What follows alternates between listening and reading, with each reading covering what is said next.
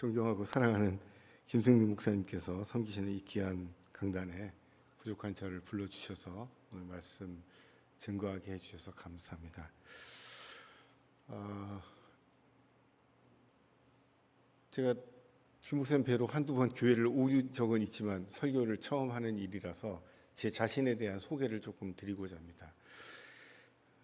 저는 2002년, 지금부터 20년 전에 인도로 가서 1년을 보내고 2003년부터는 필리핀에서 7년 6개월 그리고 돌아와서 한 1년 정도 안식년 가지고 또 2012년부터 2018년까지 만 6년 72개월 동안 뉴질랜드에서 선교사로, 그래서 선교사로 한 15년 정도 시간을 보내고 2018년 3월에 돌아왔습니다. 지금 2022년이니까 돌아온 지 한 4년쯤 되고요. 2018년부터 19년, 20년, 만 2년 동안은 한국 사회에 적응을 못해가지고 굉장히 많이 헤맸습니다. 그리고 적응하는 듯 했는데 보니까 코로나가 또 와가지고 지냈어요. 제가 오늘 새벽에 강단이긴 한데 누구 유명한 얘기, 대단한 얘기 하기보다 제가 경험했던 얘기를 중심으로 선교에 관한 말씀을 좀 드리고 싶고, 특별히 이제 교회학교 교사들이 오셔서 특송도 하시고 교회학교에 대한 함께 기도하고 함께 힘을 모아야 되겠다 싶은데, 저는 선교사로서 한 3가지 특성을 가진 사람입니다. 아마 저와 같은 선교사가 아닐 수도 있지만 저는 좀 약간 유별난 선교사이긴 한데요. 저는 인도와 필리핀과 뉴질랜드를 거치면서 선교사로서 첫 1년 동안은 아무 일도 안 합니다. 아주 게으르고 나태한 선교사로 지냅니다. 저를 후원하고 기대했던 분들의 기대치에 거의 배반하듯이 움직이지 않습니다. 대신 저를 불러주신 선교지 현장에 대한 연구를 철저하게 합니다. 필리핀에 가서는 18개월 동안 제가 노예로부터 부름을 받고 했는데 45개 교회 중에 35개의 교회를 매주 달리하면서 다 가보았고요. 그 노회와 교회의 사정과 형편이 어떠한지 나름대로 연구하고 자료를 모으고 그랬습니다. 다른 말로 하면은 저는 통계에 아주 예민한 사람입니다. 가서 막 열심히 일합니다. 그러나 일하기 전에 최소한 6개월에서 1년 정도는 드러나는 일을 하기보다는 정보와 데이터를 모으고 사람들을 방문해서 인터뷰를 계속합니다. 두 번째, 저의 선교는 잘 먹고 노는 것입니다. 다른 말로 하면은 선교지의 사람들, 저의 선교지에서 만난 저의 동역자들을 괴롭히지 않는 것입니다. 한경균 선교사의 열심과 영광을 위해서 선교지의 사람들을 동원하거나 그 사람들을 귀찮게 하지 않는 것입니다. 세 번째는 떠날 때는 말없이, 제가 필리핀 선교도 임기가 돼서 정리를 해봤고 뉴질랜드의 선교도 제가 임기가 돼서 정리를 해봤는데 하나도 겁나지 않았습니다. 왜냐하면 이것은 하나님의 선교이고 저는 하나님의 시간대에 부르심을 받고 쓰임을 받은 사람으로 지나가는 사람이기 때문에 제가 떠난 이후에 어떻게 될지 걱정하고 염려하지 않았습니다. 물론 제가 떠난 다음에 큰 어려움이 생기지 않도록 6개월에서 1년 동안 준비하고 또 준비하고 또 준비했습니다마는 두렵고 걱정되는 마음으로 준비한 게 아니라 하나님이 여기까지 저에게 시간을 주셨으면 그 다음은 하나님이 다른 사람들을 또는 현지 교회 지도자들을 세워서 일할 거라고 믿고 그렇게 했습니다. 오늘 교회 학교와 관계된 얘기를 하자면 제가 한국에 돌아와서 힘들었던 여러 가지 일들이 있어요. 개인적으로도. 그런데 저는 한국 교회가, 죄송합니다, 제가 새벽에 이런 표현을 쓰는 것을 용서하시기 바랍니다, 정신을 못 차리고 있는 것 같아요. 지금 제주도에 태풍이 막 몰려온다고 그래서 지금 저희가 막 조심하고 있잖아요. 저는 제가 요즘 하고 있는 일들, 한국에서 하고 있는 일에 초점이 어디 있냐면 2030년에 한국 사회와 한국 교회가 어떻게 될 것인가에 대해서 아주 예민하게 쳐다보고 있습니다. 온갖 통계 자료, 관련 서적들을 다 쳐다보고 신문 다 끌고 모아가지고 2030년에 한국 사회가 어떻게 될 것인가 엄청나게 연구하고 있습니다. 그런데 죄송하지만 저같이 2030년에 뭐가 어떻게 될 것인지를 연구하는 목회자들이 이렇게 많지 않더라고요. 어떤 일이 일어나실지 아십니까? 통계는 예측하는 건데, 통계는 저희 교단, 한때 280만 명을 자랑했던 저희 교단의 교세가 20년 만에 반토막이 납니다. 280만에서 245만 명 정도로 20년 사이에 한 140만 명, 그러니까 1년에 7만, 어떤 때는 10만, 저희 교세가 막 줄어들고 있어요. 또 하나 중요한 것은 교세가 줄어드는, 교인들이 줄어드는 것도 있지만 인구 전체가 감소하고 있습니다. 교회 학교에 속해 있는 분들은 이미 아실 수도 있고 혹시 느끼지 못하셨다면 예민하게 분석하셔야 됩니다. 부천시 전체의 학력 인구가 어떻게 줄어들고 있는지 예민하게 분석하셔야 됩니다. 아마 제 생각할 때 부천도 3년 뒤부터는 초등학교나 중학교가 없어질 가능성이 있습니다.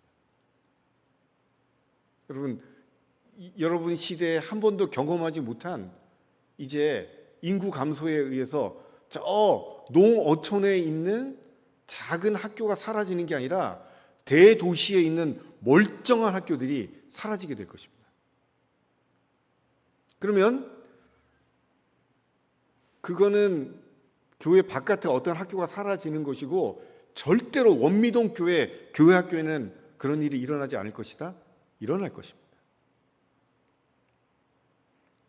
글쎄요, 우리 김 목사님과 교회에서 2030년에 일어날 그런 일들을 위해서 어떤 준비를 하고 계신지 제가 정확히는 모르겠지만 제주도에 태풍이 도착한 것처럼 그런 태풍이 2030년에 원미동 교회도 들어올 것입니다. 교회 학교를 사랑합니다. 선생님들 열심히 하십시오. 교회 학교 중요합니다. 그런 말로는 아무 대비책이 되지 않을 것입니다. 제가 뉴질랜드에 있다 왔는데요. 뉴질랜드의 전 인구의 51%, 뉴질랜드 인구가 얼마 되지 않아요. 550만 명인데 약 300만 명이 종교 자체에 대한 관심이 없습니다. 어느 종교를 다니느냐가 아니라 종교 그 자체에 대해서 관심이 없어요.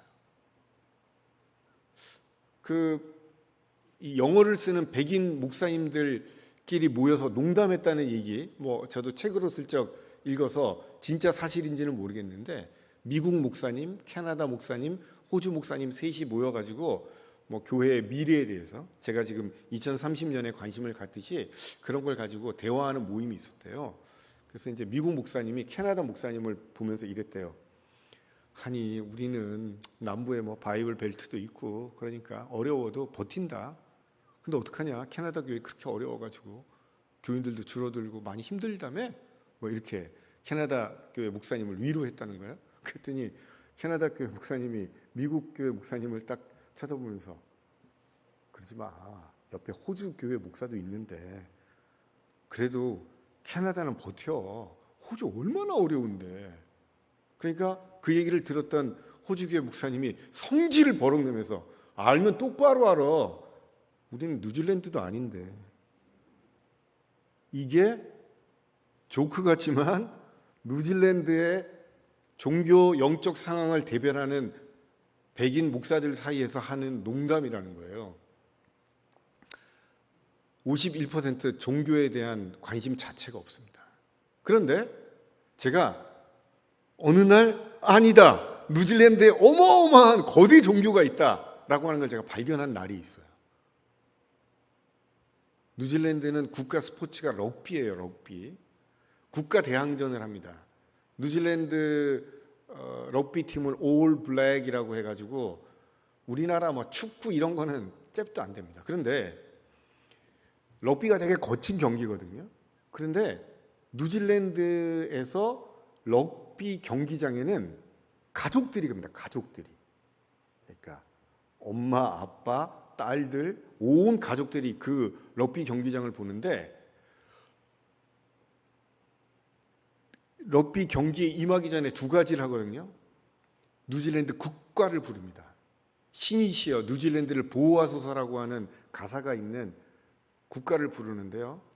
그 럭비 스테디움에 사람들이 다 일어났는데 그 국가를 부를 때 느낌이 뭔지 아세요? 예배드리죠. 럭비 경기장에 모인 관객들이 국가를 부르는데 경건해요. 이게 무슨 말이냐면은 일반 교회에서 느낄 수 없는 경건함, 진지함이 럭비 경기장 안에 가득해요. 또 하나는 마오리 사람들이 부르는 하카라고 그래가지고 막 소리 지르면서 환영하는 거 있는데요. 온 국민이 거기에 빠져 있어요. 다른 말로 하면은 교회에 대해서는 실망하고 교회를 떠나 있는데 아직 사람들이 럭비 경기장 안에 머무르고 있어요. 귀한 것, 소중한 것, 열정을 다해야 되는 곳에 아직 사람들이 럭비 경기장 안에 남아 있어요. 정말 대단한 열정을 느낄 수가 있었습니다.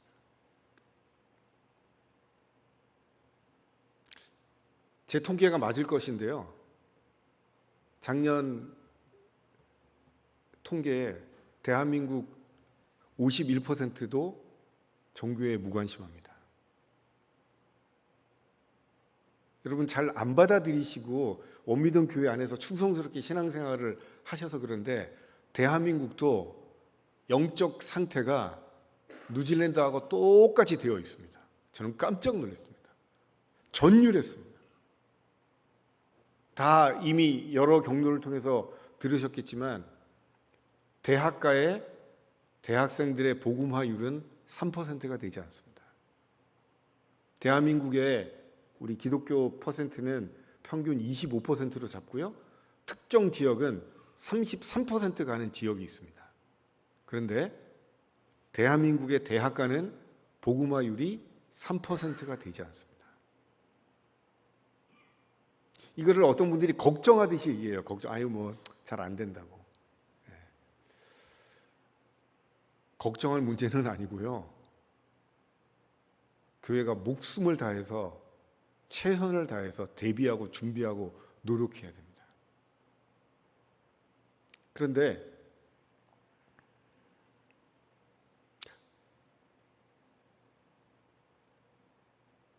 한국 교회 지도자들은 말만 하는 것 같아요. 제가 생각할 때 걱정이라고 말만 해요. 제가 생각할 때 이런 표현이 여러분들한테 어떻게 받아들이는지 모르겠는데 제가 받았던 문화 충격 중에 하나는 이런 게 있었습니다. 우리 목사님도 자주 총회에 나오셔서 봉사하시지만은 제가 총회 직원으로 섬기는데 어떤 회의실에 들어갔어요. 회의실에. 근데 제가 들어갔다가 문을 닫고 나온 적이 있습니다. 왜냐하면 그 회의하는 15명이 까만 양복 입은 65세 이상 된 목사 장로들만 거기에 앉아 있었어요. 제가 필리핀과 뉴질랜드에서 경험한 거는 뭐냐면 15명쯤 있으면 여성이 한 대여섯 명쯤 있을 겁니다. 40대, 50대, 60대, 심지어는 30대도 있습니다. 그러니까 지금 한국의 개신교는 누구들의 종교냐면 65세 이상 된 여성과 남성들의 종교가 됐어요.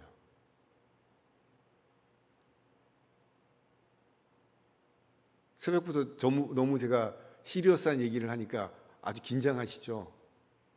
그런데 오늘 저는 이 말씀을 꼭 전해야 되겠습니다.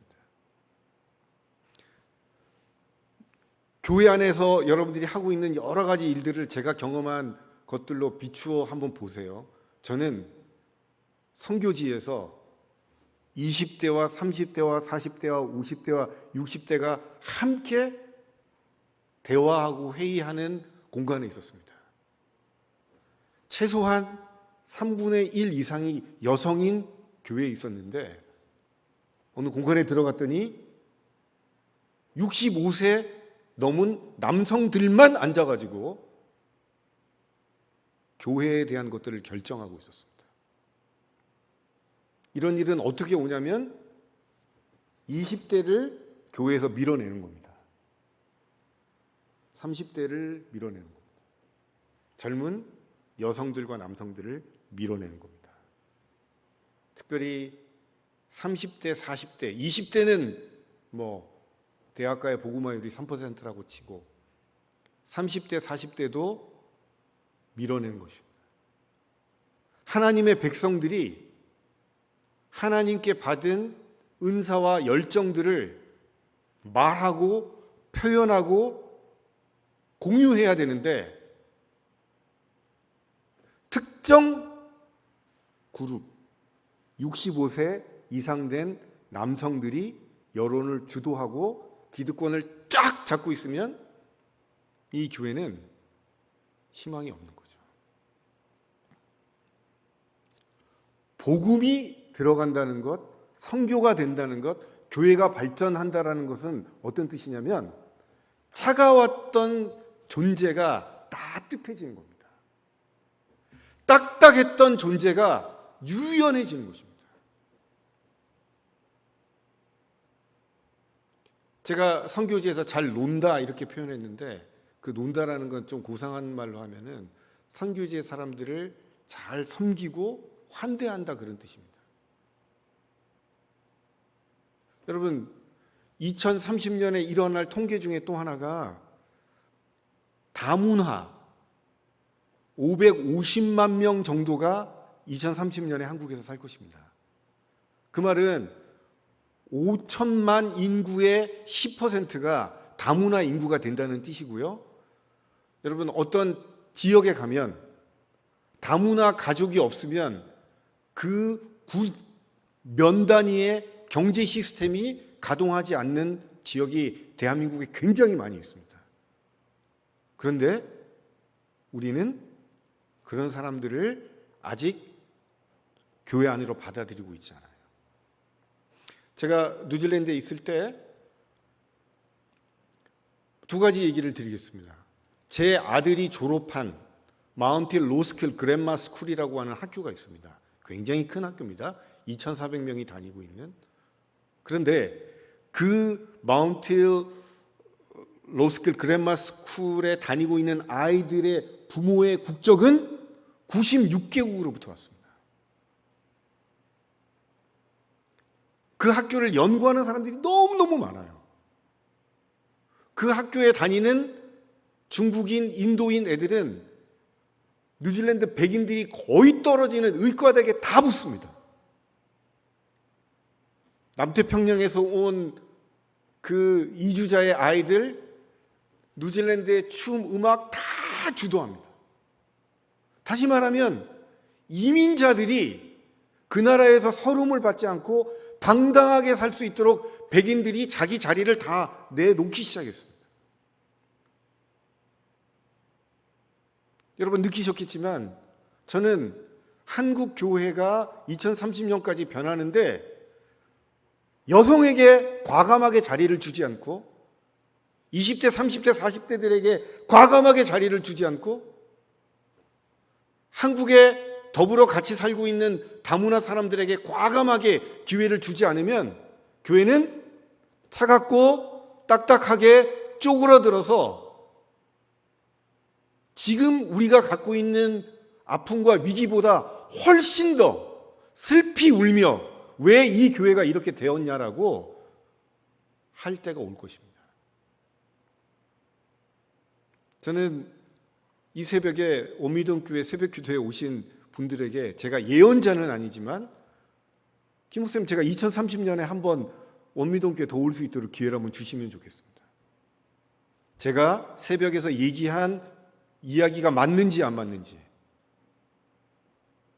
여러분들이 2022년에 저 얘기를 듣고 앞으로 8년 동안 과감하게 20대, 30대, 40대들에게 기회를 주고 여성 지도자들을 더 많이 기르고 다문화 배경을 가지고 있는 사람들이 교회의 중직자가 되어서 섬길 수 있는 따뜻하고 물렁물렁한 선교적 교회가 되지 않는다면 또는 된다면 제가 한번 확인하고 싶습니다. 제가 필리핀에서 경험한 하나의 이야기를 너무 제가 진지하게 차갑게 얘기하니까 따뜻한 얘기 하나 드리고 싶습니다. 제가 필리핀에서 선교하면서 제 자랑은 아니고 기회가 와서 15번 교회 건축을 한 적이 있습니다. 하나하나마다 사연이 다 있는데 제가 오늘 말씀드리려고 하는 교회는 제가 15번 건축한 것 중에 제일 작은 교회입니다. 원래 교회가 오두막 같아서 12명 이상 못 들어가는, 우리로 보면 한 4평, 아마 6평도 안 되는 조그만 데서 이렇게 모이고 있는데 제가 여러 교회를 건축하고 돕는다는 소문이 퍼지자 그 교회에 우리 평신도들이 저를 좀 불러서, 제가 자주 갔었습니다만은 왜 우리 교회에게, 우리 너무 작고 누추하고 오두막 같은 교회인데 우리보다 더 괜찮은 교회들은 새로 해주고 우리는 늦게 해줍니까? 근데 돈의 문제가 아니라 그 동네에 교회로 지을 만한 땅이나 부지가 잘 발견되지 않았기 때문에 어떻게 제가 그런 말을 꺼낼 수가 없었어요. 그래서 제가 이렇게 말했죠. 기도해 봅시다. 하나님께서 어떤 기회를 주실지. 근데 제가 이 말이 실수라는 걸 알게 되었어요. 우리 교인들끼리 그러잖아요. 기도해 보자고. 근데 교인들이 그 다음 날부터 그 동네 길에 나와서 기도를 시작했습니다. 근데 어느 집 앞에 교인들이 모여서 기도를 한 거예요. 그래서 제가 한 달쯤 지나서 그 어느 집 앞에 있는 그 집의 주인에게 소환을 당했습니다. 선교사가 오라고 갔더니 당신이 쓸데없는 소리 해가지고 지금 우리 집 앞에 그 조그만 교회 교인들이 와가지고 기도를 하는데 정말 스트레스 받는다고. 왜 그런 소리를 했냐? 그래서 제가 가만히 들어보니까 제가 특별히 말한 건 없는 것 같고, 기도해 봅시다. 하나님께서 어떻게 역사하시는지 그 말을 한 게 기억이 났어요. 교인들이 얼마나 순수했던지 선교사가 기도해 봅시다라는 말을 듣고 그 다음 날부터 모였는데 그 동네에서 귀신 나올 것 같은 이상한 집 앞에 있었어요. 정말 지저분하고 이상하고 사람들이 별로 가고 싶지 않은 그 집 앞에 모여서 기도를 했습니다. 한 달쯤 뒤에 그 집주인이 저를 또 불렀습니다. 그래서 이번에는 뭘로 나를 지금 뭐라 그럴까 바짝 쫄아가지고 그 교회를 갔는데 그 집주인이 저보고 이런 말을 했어요.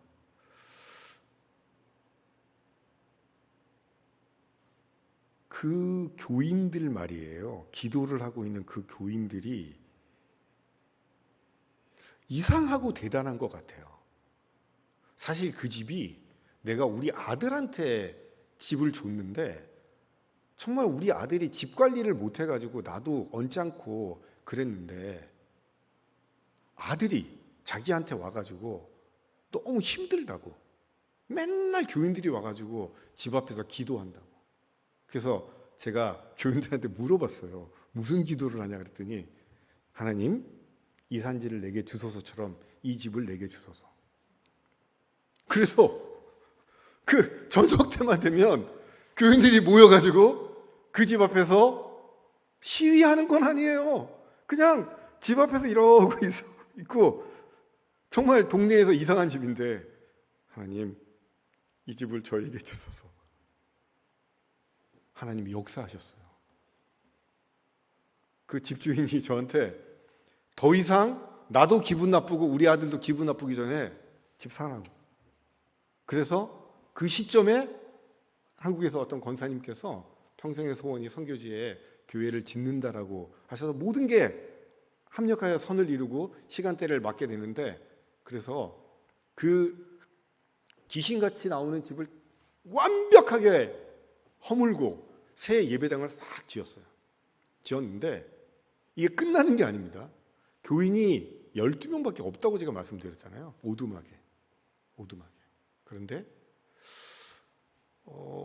이제 밑에 바닥 공사를 하고 아직 천정이 다 안 됐는데, 지붕 이런 게, 교인들이 오두막에 그렇게 후지고 작은 예배당에 있다가 한 70명쯤 앉을 수 있는 예배당이 생기고 나니까 이분들이요, 그 바닥 공사하는 데 들어와 가지고 날마다 기도를 하는 거예요. 좋아서. 근데 어느 날 보니까 25명이 기도를 하고 있다고 들었어요. 그래서 제가 좀 집에서 멀었는데 한번 가봤어요. 소문이 사실인가. 근데 정말 25명쯤 모여서 기도하고 있었어요. 교회 의자가 12개밖에 없는 교회인데, 그래서 어떻게 하나 봤더니 그냥 다 서서 기도하는 거예요. 다 서서. 이제 준공일이 다가와가지고 목사님, 그 후원하셨던 교회 목사님께 제가 연락을 드렸어요. 목사님, 교회 그래도 교회도 부흥하고 될 것 같아서 한 50개 의자를 좀 사주십시오. 그래서 이제 50개 의자를 준비를 싹 했어요. 그래서 준공식을 준비하고 있는데, 준공식 준비하기 2주 전에 제가 가보니까 기도하는 사람들이 50명이에요. 50명. 그 교회에 모여서. 그러니까 제가 준공식 날 보니까 의자 50개 가지고는 안 되겠는 거예요. 그래서 다시 서울에 전화를 해서 목사님, 의자가 모자랍니다. 의자를 좀 더 사주실 수 있을까요? 그랬더니 그 얘기를 들은 목사님이 사줄 수 있을까요가 뭐냐. 지금 나한테 그동안에 이 교회가 귀신같이 나오는 집 앞에 가서 기도해서 집주인과 집주인의 아들의 마음을 돌이키고, 그리고 그걸 확 밀어버리고 하나님의 드리기 위해서 아름다운 예배당이 지어지면서 교인들이 부흥한다는데 의자 몇 개가 뭐냐. 처음에 50개는 교회 예산으로 보냈지만 나머지 50개는 내 개인 용돈으로 보낸다. 제가 그 교회에 준공식을 하고 헌당 예배를 드리면서 정말 많은 사람들이 왔는데 정말 눈물이 앞을 가렸어요. 그건 왜냐하면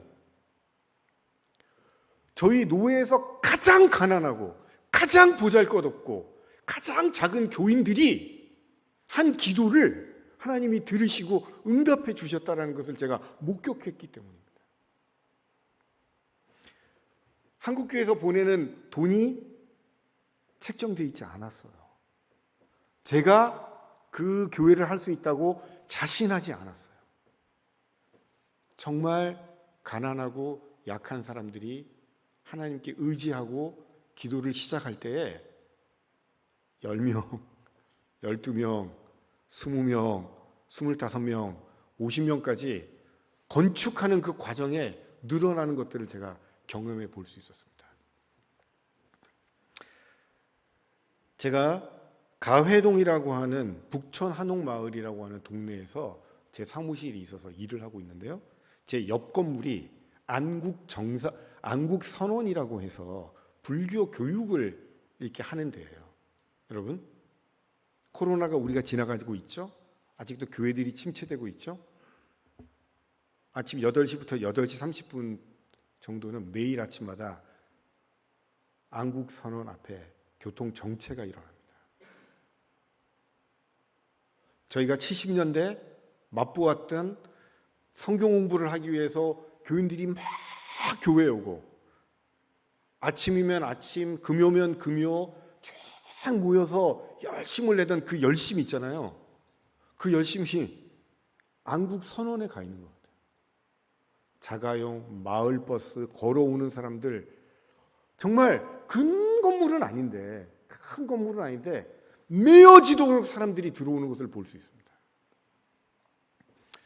제가 걱정하지는 않지만 2030년에 한국교회의 부천시의 원미동교회의 통계치로 보면 굉장히 차갑고 걱정되는 일이 일어날 것입니다.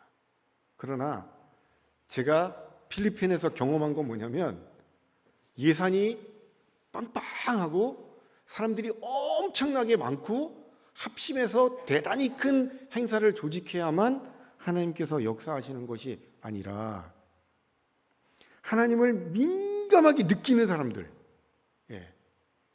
이 촉이라고 하죠. 영적인 촉이 있는 사람들 몇 명이서 기도하기 시작해서 그 교회를 움직이고 그 교회가 세워지는 과정을 볼 때, 저는 우리 안에 걱정, 염려, 대책, 이런 것보다 더 중요한 것은 진지하게 기도하는 것입니다. 진지하게 기도하는 것입니다. 오늘 제가 말씀 본문에 있는 내용을 짧게 정리하고 또 오늘 말씀을 정리해 보려고 하는데, 여러분, 사도 바울은 외로운 사람이 아닙니다. 저희가 뭐가 성공이 되면, 잘 되면 리더 한 사람을 영시하는 경우가 있습니다. 사도 바울은 탁월했어. 그 사람이 하면 다 잘 됐어. 이방인의 사도로 대단한 일을 했어. 로마 교회까지 갔어. 이런 영웅 같은 일을 하는데, 저는 로마서 16장, 여러분 혹시 오늘 새벽 기도가 끝나서 집에 가셔서도 한번 읽어보시면 무려 30명쯤 되는 사람들의 이름이 등장하고 있습니다. 이 사람들은 사도 바울의 동역자입니다. 사도 바울이 혼자 탁월하고 유능하게 한 게 아니라 사도 바울의 삶을, 사도 바울의 생애를, 사도 바울의 선교를 구체적으로 도왔던 사람들이 있습니다. 베베라고 하는 분은 영어로는 페비라고 되어 있는데, 이분은 우리식으로 얘기하면 아마 권사님 아니면 장로님쯤 되는 역할인데, 어떤 성서학자들은 이렇게 얘기합니다. 로마서라고 하는, 이거는 로마서는 로마에 있는 교인들에게 보내는 사도 바울의 편지인데, 어떻게 이 편지가 로마에 도달했을까? 많은 성서학자들이 추측하기는 베베가, 갱그레아 사람 베베가 사도 바울이 쓴 편지를 로마에 있는 교인들에게 전달했다고 믿습니다. 사도 바울이 아무리 탁월해도 그 쓴 편지를 전달하는 전달자가 없으면 그 역사가 일어나지 않는 것이죠. 여러분, 저희 교회 안에 저는 수많은 베베들이 있다고 생각해요. 그런데 그 베베들의 헌신과 수고가 있는데, 그것을 우리가 좀 알아주어야 됩니다. 그분들이 협력하고 일하기 때문에 어디선가 교회 안에서 작은 역사들이 일어나고 있는 것이고, 그 편지가 전달되고 읽혀지고 들려짐으로 인해서 로마에 있었던 사람들에게는 복음이 본인들의 가슴에 들어오는 역사가 일었던 것이죠. 교사들이 어떤 분들입니까? 교사들이 그냥 아이들을 주일학교에서 대하는 사람, 이런 정도로만 생각하시면 안 되고요. 아이들 영혼 앞에 본인들이 가지고 있는 믿음과 복음에 대한 이해를 가지고 메시지, 복음의 메시지를 전달하는 메신저가 되는 거죠. 우리 교회학교 오늘 특성을 하신 분들이 그런 마음으로 섬기시리라가 예상하겠지만, 복음의 협력자가 되는 것입니다. 사도 바울의 협력자가 되는 것입니다. 그런 일을 우리가 감당하고 있는 것입니다. 두 사람을 더 소개하려고 하는데, 3절, 너희가 그리스도 안에서 나의 동역자인 브리스가와 아굴라에게 문안하라. 여러분, 브리스가는 여성이고 아굴라는 남성입니다. 여러분, 사도 바울이 살았던 시대는 노예 제도가 있었고요, 철저하게 남성 중심의 사회였어요. 그러니까 이게 그 당시 방식으로 쓰이려면 어떻게 해야 되면 아굴라와 브리스가 이렇게 해야 됩니다. 성경은 브리스가를 먼저 앞세우고 그 남편 아굴라를 언급하고 있습니다. 복음 앞에서는요, 우리가 갖고 있는 기존의 질서 체제를 한번 뒤집을 수 있는 것입니다. 사도 바울이 그렇게 느낀 것입니다. 그렇게 이 사람들은 텐트 메이커로서 생업을 같이 하고 특별한 존재로 했었는데 사도 바울이 기억할 때에 아굴라, 브리스길라라고 기억하지 않고 브리스길라와 아굴라로 기억하는 것, 전 복음이 갖고 있는 역동성, 복음이 갖고 있는 변혁성이라고 하는 것은 바로 이런 점에 있다고 저는 믿습니다. 어떤 특정한 박사학위를 갖고 있고 전문적으로 훈련된 한두 명이 하는 외로운 선교가 아니라 십시일반의 교인들 전체가 하나님께로부터 받은 작은 은사들을, 작은 기회들을 전부 다 활용하는, 여러분 경영학적으로 교회도 똑같습니다. 여러분 다 경험하셔서 아시겠지만 전체 교인의 15%에서 20%밖에 안 움직입니다. 그건 전 세계적으로 다 똑같습니다. 선교는 해외에 나가서 선교하는 것도 중요하고 국내에 어려운 교회를 돕는 것도 중요한데, 오늘 우리가 명목상으로 하나님 기억하지요. 하나님 좋으신 분이죠. 제가 옛날에 하나님 뜨겁게 사랑했던 적이 있었죠. 라고 하는 게 아니라 오늘도 예수 그리스도를 향해서 충성심을 발휘하고 그 대장 되신 예수를 위해서 교회의 모든 구성원들이 함께 협력하고 힘을 합쳐서 그분께 충성하는 것, 이게 선교하고 복음을 증거하는 첫 번째 단추라고 하는 것입니다. 전문적인 용어로 명목상의 그리스도인들, 영어로는 노미널 크리스찬이라고 합니다. 한국교회 위기가 어디서 왔는지 아십니까? 제가 볼 때는 선교사였고 또 그것을 제3자 입장에서 지금도 보고 있는 제 입장에서는 그냥 좋은 게 좋은 거였어요. 내가 이 교회를 오랫동안 다녔으니까, 내 부모와 친척들이 이 교회에 오랫동안 다녔으니까, 내가 이 교회 주일학교 출신이니까 좋은 경력입니다. 그러나 중요한 것은 내가 대장 되신 예수 그리스도께 내가 가지고 있는